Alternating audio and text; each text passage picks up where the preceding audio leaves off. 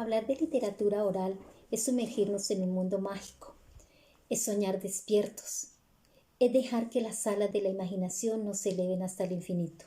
Mi nombre es Luz Estela Hernández Macías y hoy vengo a hablarles de la literatura oral tradicional y la literatura oral popular. Es una actividad dirigida a los estudiantes de grado cuarto de educación básica primaria. El objetivo de la misma es identificar y diferenciar las características tanto de la literatura oral popular como la tradicional.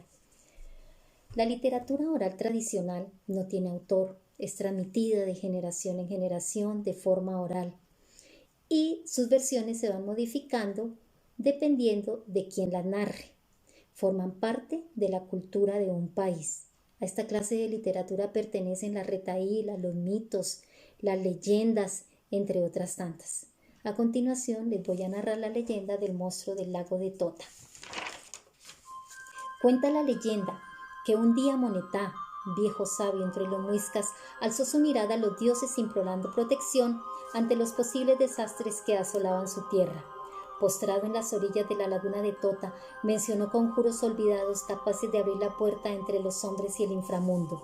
Su llamada penetró hasta lo más profundo del abismo, de donde salió el terrible Buciraco, la gran serpiente humanoide, de color negro, de cuernos grandes y de ojos rojos brillantes, capaz de devorar en segundos ejércitos de miles de hombres gracias a su fuerza infernal. El historiador Lucas Fernández de Piedrahíta había visto en la laguna de Tota un pez negro con la cabeza de buey más grande que una ballena. Esta versión coincide con la leyenda muisca del monstruo que despertó de los infiernos, el terrible Buciraco. Años más tarde, los indígenas de la zona se negaban a navegar por la laguna, pues según sus creencias, allí residían en las profundidades unos seres maléficos.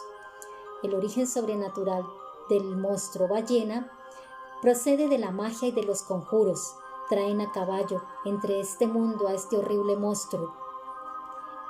Un mundo que tan solo brujos y chamanes pueden abrir pronunciando palabras ya olvidadas, cánticos y rezos que esperamos jamás se vuelvan a pronunciar, pues la voracidad del diablo ballena jamás podrá ser saciada.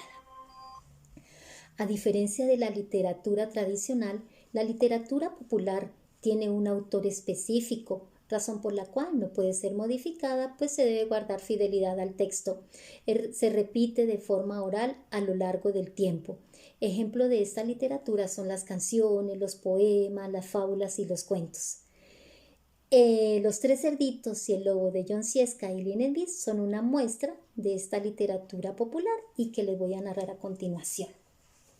Había una vez en un bosque tres cerditos que querían independizarse de sus padres. Decidieron que para protegerse del lobo iban a construir sus casas. El primero y más pequeñito de todos era el más perezoso, así que construyó una casa de paja y se fue a descansar. El segundo, que era muy parrandero, construyó una casa de madera y se fue a parrandear.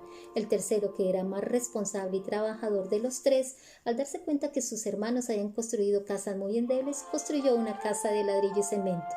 Tiempo después llegó el lobo e intentó derrumbar las casas de los tres cerditos. Empezó por la casita de paja, sopló y de un solo soplido la derrumbó. El cerdito asustado acudió donde su hermano, el de la casa de madera. Allí llegó el lobo y con tres soplidos también derrumbó la casa. Muy asustados y con sus rabitos entre las patas se fueron donde la casa del hermano mayor. Allí el hermano los recibió con gran alegría y con gran amor y prometió protegerlos. El lobo también llegó allí e intentó tumbar la casa, pero por más que sopló y sopló no logró hacerlo. Ya aburrido el lobo y un poco enfurecido, estaba a punto de irse, pero observó que por el tejado había un hueco, así que intentó meterse por él para comerse a los tres cerditos.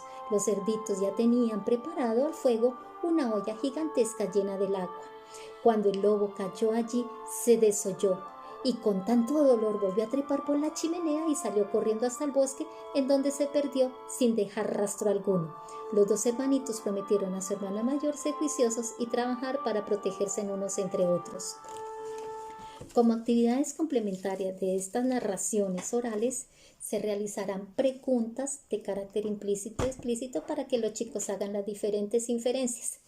De igual manera, se dirigirán a la biblioteca a buscar textos de literatura oral popular y tradicional que después socializarán con sus compañeros con una cartelera, con una dramatización o con un friso.